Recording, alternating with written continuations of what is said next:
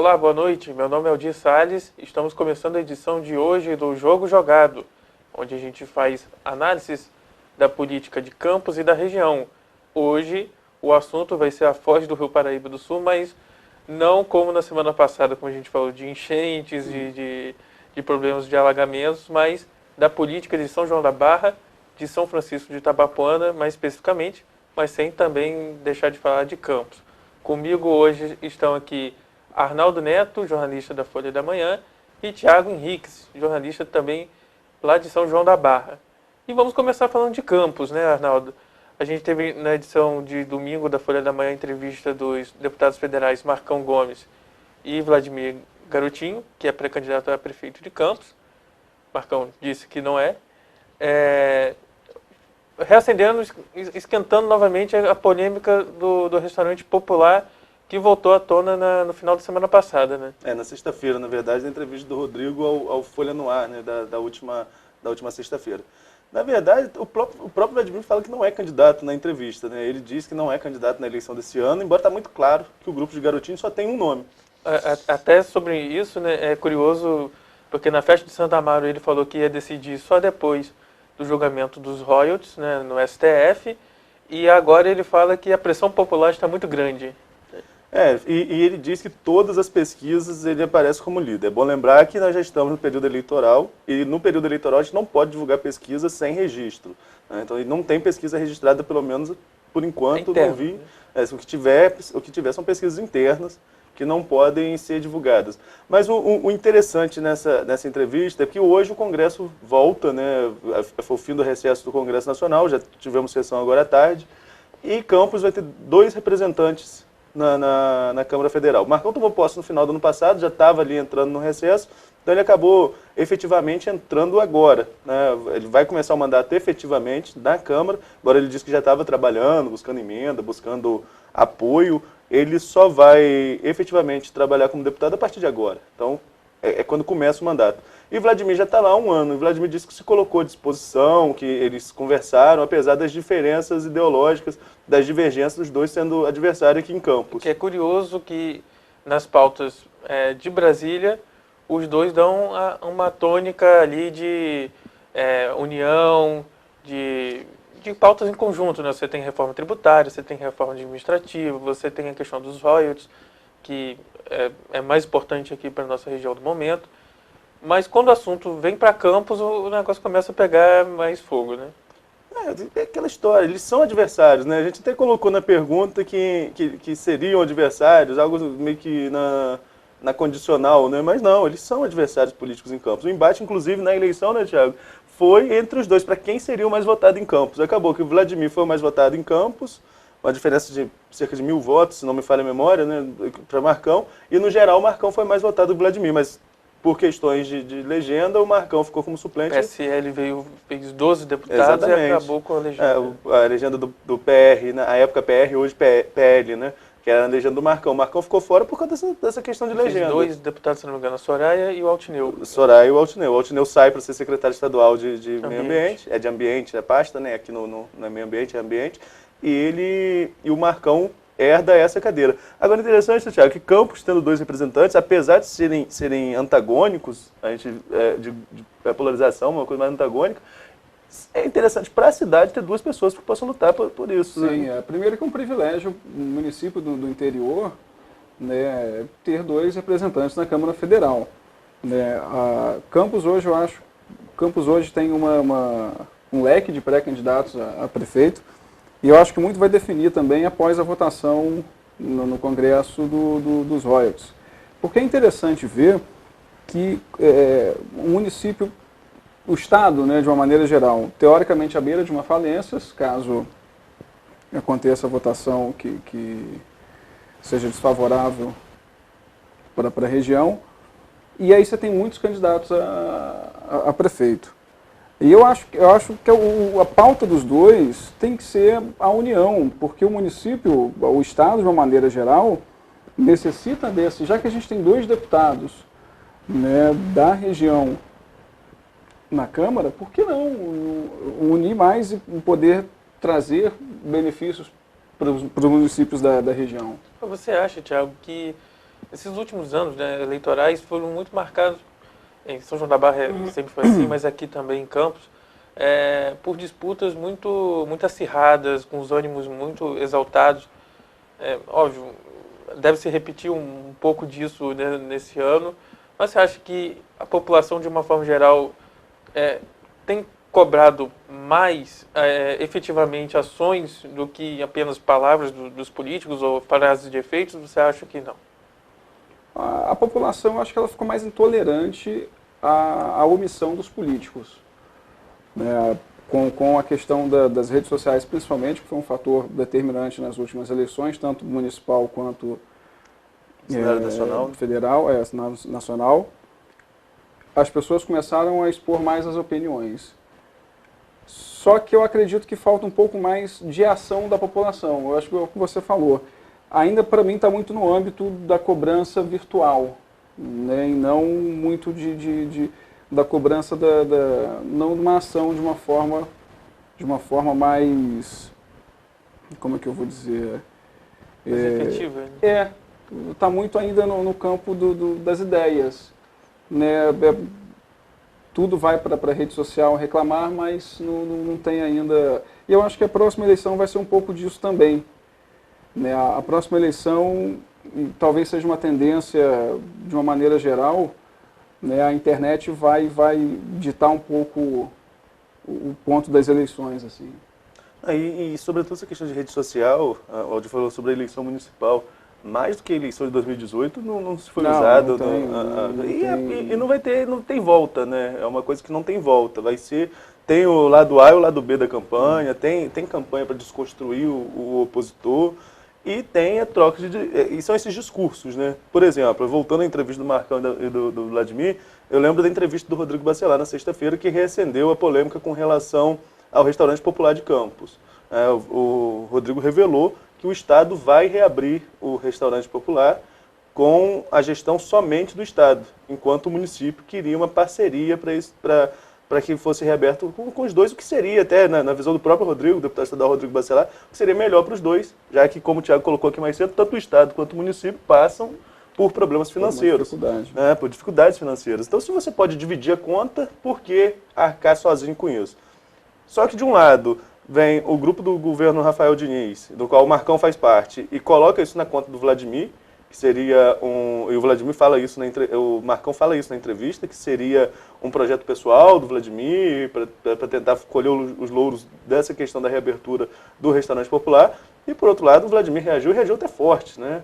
Chamando o governo de incompetente, de mentiroso, né? E usou até aquela questão das vaias, que o governador pode ter desistido da parceria ao ter vindo em Guarulhos e ouvir as vaias ao prefeito Rafael Diniz. Então fica essa guerra de discursos. Quem tem razão nessa questão é uma coisa que vai sobrar para o eleitor decidir, quem ele acha que está certo quanto a isso, né? E na entrevista, né, você vê o Marcão falando que... O Marcão e o Rafael também, já na sexta-feira, falando que oficiaram o governo do Estado e não tiveram resposta sobre a parceria, porque eles debitam isso a uma interferência do Vladimir. E, ao mesmo tempo, o Vladimir, na entrevista de domingo, fala que oficiou o governo municipal em outros momentos do mandato, que também obteve resposta. Na verdade, é aquele ofício lá de trás, Aldir. Número 1. O ofício número 1, que colocando o gabinete dele à disposição do prefeito Rafael Diniz, né? Ao mesmo tempo, o Garotinho criticava Rafael, né, agora eu não lembro se ele estava com o programa de rádio ainda, ou se já tinha saído da emissora na qual ele trabalhava, não lembro qual foi, não estou recordando ali qual foi o momento. Mas o Garotinho estava com fortes críticas a Rafael, enquanto o Vladimir levava um ofício se colocando à disposição. Aí fica aquela questão, né? A gente não sabe realmente qual discurso é o mais apropriado nesse sentido. Como né? você falou, vai ficar mesmo para o eleitor... Vai ficar para o eleitor definir. Cada um vai puxar a sardinha para o seu lado, né? Não tem para onde correr. Agora, não pode utilizar isso como trampolim político, como trampolim eleitoral para cada um puxar o seu para a eleição. É o que você falou, cabe ao eleitor observar, mas também o eleitor muitas vezes ele não sabe o que se passa nesses acordos, negociações, para saber quem vai reabrir, se vai ser o Estado, se vai ser parceria Estado-município. Então, assim, eu acho que precisa ser mais claro de uma certa forma e tirar isso do palanque político. e ser mais efetivo, né, nessas ações. Porque quem sai perdendo, pelo menos por agora, é o munícipe. É isso aí. O primeiro bloco termina aqui. Já já a gente volta falando sobre São João da Barra e São Francisco.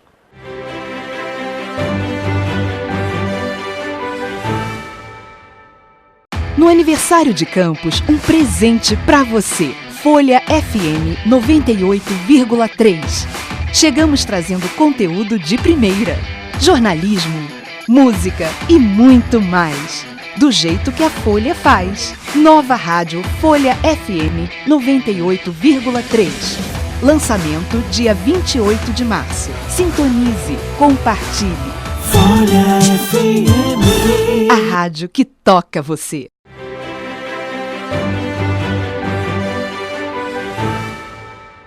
Voltamos com o segundo bloco do Jogo Jogado. Agora nós vamos falar principalmente sobre a política de São João da Barra e de São Francisco de Itabapoana. Em São Francisco, né, Arnaldo?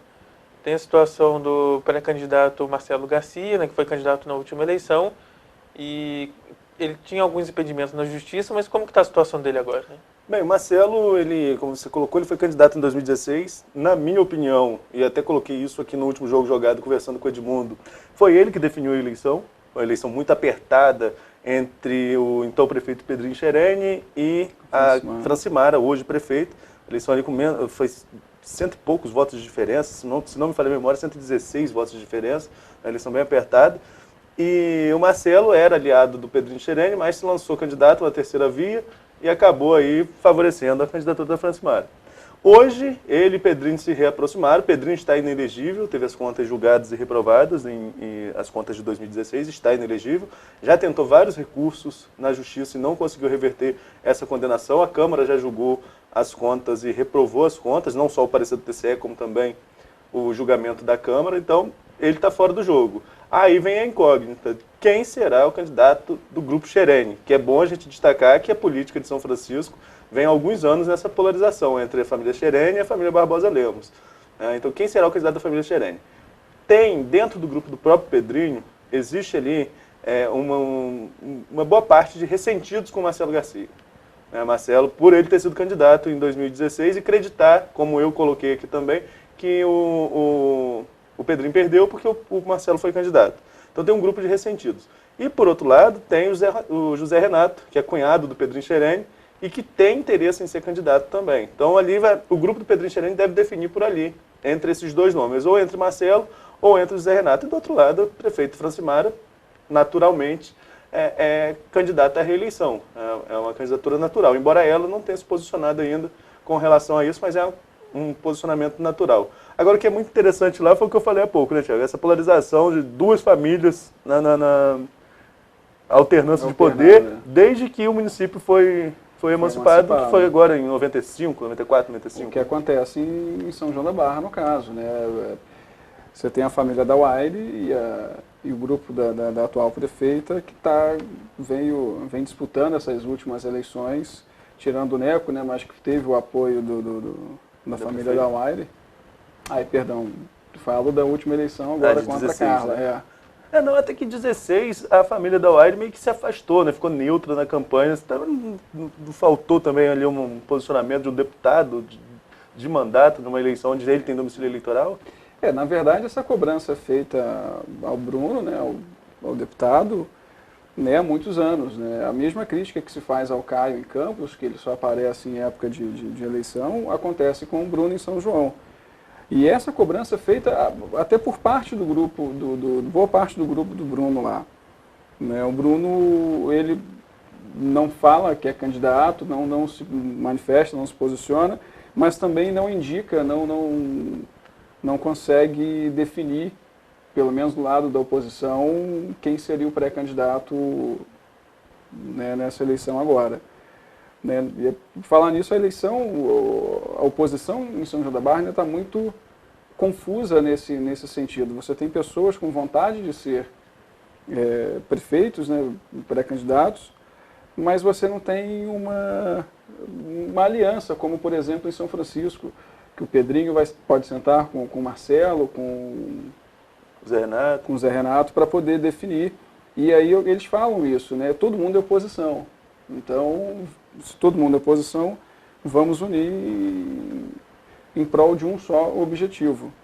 O que talvez hoje não aconteça em São João da Barra. São João da Barra não está muito... São João da Barra que é uma cidade que você tem a prefeita Carla Machado com uma força natural considerável e a oposição fragmentada. Com a oposição unida, você já teria uma certa dificuldade de enfrentar a Carla Machado, e com essa fragmentação piora ainda mais a situação da oposição no momento. É aquela questão que a gente sempre fala de pesquisa, né? Considerando que a máquina tem 30% dos votos numa cidade, nós estamos falando de uma cidade de 30 e poucos mil habitantes, né? Vamos botar 30 e poucos, 40 mil, 30 mil eleitores, digamos aí, a máquina tem 30% desses votos, né? Que é aquilo que se considera que a máquina tem. Você tem uma questão de rejeição, que se não for maior do que 30%, já facilita para a máquina em uma eleição de turno único. Tudo é favorável ao prefeito. Eu entrevistei a Carla em 2012, quando ela encerrava o último ano do mandato dela, e ela falava que era muito difícil ganhar da máquina. Seja quem for o candidato, ganhar da máquina é muito difícil. Ela colocava isso falando, obviamente, do cenário de São João da Barra. À época, ela conseguiu eleger o Neco, com uma vitória expressiva sobre o Betinho na eleição de 2012. E ela lembrou da derrota dela para o Betinho, embora tenha sido uma diferença apertada de 600 votos, entre 600 e 1.000 votos, não vou recordar Como aqui. Ela ganhou de Ari também na outra eleição.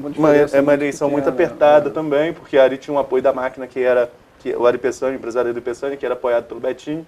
Então você tem ali que, quando a máquina bota para moer mesmo, numa cidade pequena, você já tem essa dificuldade. Se do outro lado a oposição se fragmenta, aí mesmo que fica praticamente de bandeja para o candidato do governo. Então, há uma crítica a quem faz análise, e aqui o Thiago participava comigo de um outro programa que a gente tinha de rádio lá em São João da Barra, e existia uma crítica quando a gente falava que Carla é favorita, né, porque parece que a gente levanta a bandeira, mas não é. É porque o outro lado é muito fragmentado. Então fica difícil você ver uma situação que Carla não seja favorita. Tem os impedimentos jurídicos. Né? Tem a questão da Operação Machadado, por exemplo, a gente não sabe como vai ficar. O que vai acontecer. O processo está no Tribunal Superior Eleitoral, ela foi condenada em primeira e em segunda instância, e está aí para ser julgado também em terceira instância no Tribunal Superior Eleitoral, a gente não sabe. Tem as questões particulares da própria Carla Machado, passa por problemas, né? Problemas pessoais, a gente não sabe se ela está predisposta a encarar uma outra campanha, que é uma coisa desgastante, campanha é desgastante, né? Então a gente não sabe como vai ficar a situação da Carla.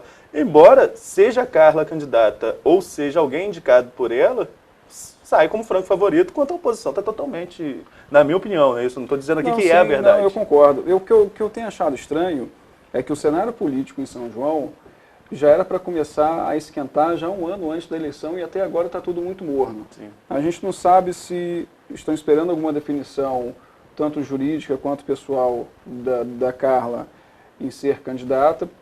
Acredito que, acho que até a oposição deve pensar que se a Carla, ela vindo realmente, pelo trabalho que ela desempenhou há 8 anos atrás e pelo menos colocando a máquina no lugar nessa última eleição, apesar de ser um governo sem obras grandiosas como foram nos 8 anos, tem essa indefinição. Eu acho que eles estão esperando a definição da própria prefeita para poder definir qual o caminho que eles vão seguir. Né? Eu acho que até existe a questão do vice da Carla, que não pode mais vir, porque já está no segundo mandato dele de vice-prefeito. E aí existe, talvez dentro do grupo, uma esperança de parte de alguns vereadores até em serem vices, serem candidatos a vice no grupo. Então está tudo muito morno. E São João da Barra não tem. São João da Barra já era para estar no esquenta político desde a festa da cidade do ano passado, talvez 7 de setembro. E aí que eu falo da oposição. Não é uma oposição que não, em momento nenhum, nesse tempo todo, mesmo tendo um deputado, como a gente falou, que é oposição à prefeita, em que não se manifesta. A oposição ela não cria momentos, não cria embates que faça a população pensar se o governo está certo ou se está errado.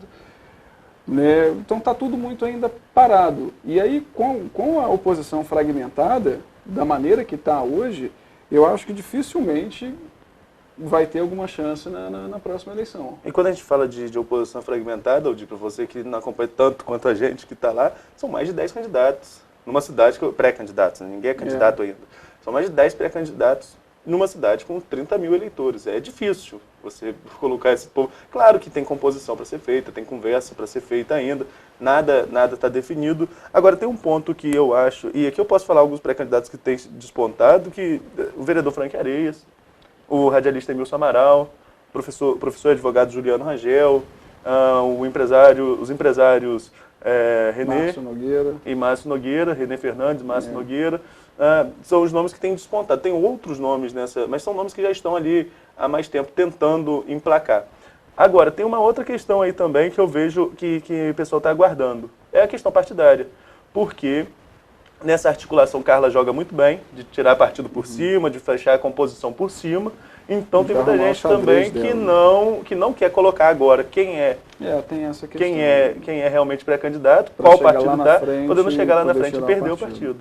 Tem isso também. Questão. E isso é uma tradição na política de São João da Barra. Né? E vai até os 45 do segundo tempo, né? Vai até o final, para saber quem vai para qual lado. Isso aí, tá certo então. Obrigado, Arnaldo. Obrigado ao Thiago pela sua presença aqui. Certamente a gente vai voltar a falar sobre São João da Barra mais algumas vezes até outubro. E a gente agradece pela sua audiência. E quinta-feira de novo a gente vai estar aqui. Um abraço para você e até a próxima.